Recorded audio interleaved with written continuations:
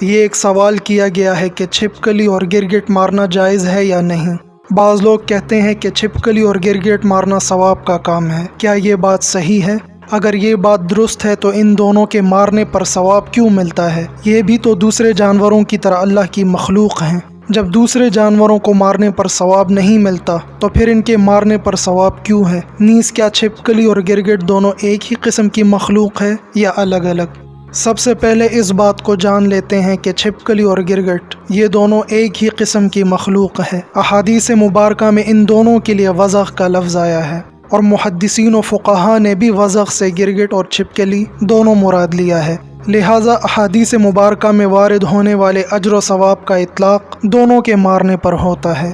اتنا جاننے کے بعد اب ان دونوں کے مارنے پر ملنے والے اجر و ثواب کے بارے میں بات کرتے ہیں کہ چھپکلی اور گرگٹ کے مارنے پر ثواب کیوں ملتا ہے۔ تو اس کا جواب یہ ہے کہ احادیث مبارکہ میں خود رسول اللہ صلی اللہ علیہ وسلم نے ان دونوں کو مارنے کا حکم فرمایا ہے، اور ان کے مارنے پر ثواب ملنے کا بھی بتایا ہے کہ ان کو پہلے وار میں مارنے پر 100 نیکیاں ملتی ہیں۔ لہٰذا ہمارے لیے تو اتنی بات کافی ہونی چاہیے اور اپنی طرف سے قیاس آرائیہ نہیں کرنی چاہیے۔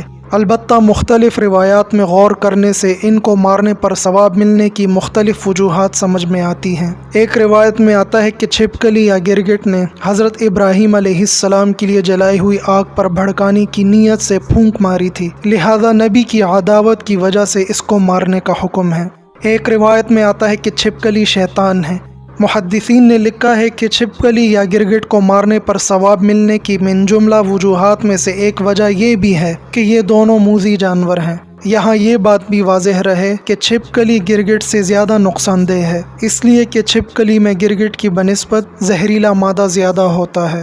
یہ انسان کو ہر ممکن ضرر پہنچانے کی کوشش کرتی ہے، برتن میں تھوکتی ہے اور نمک میں رال ٹپکاتی ہے، جس کی وجہ سے برس کی بیماری پیدا ہو جاتی ہے، اور کچھ بس نہیں چلتا تو چھت وغیرہ پر چڑھ کر کھانے میں بیٹ کرتی ہے۔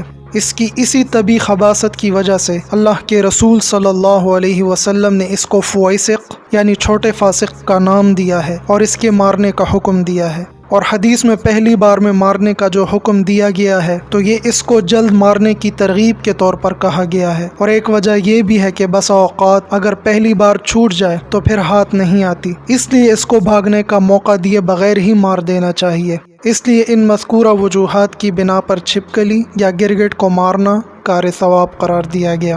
واللہ اعلم بالصواب۔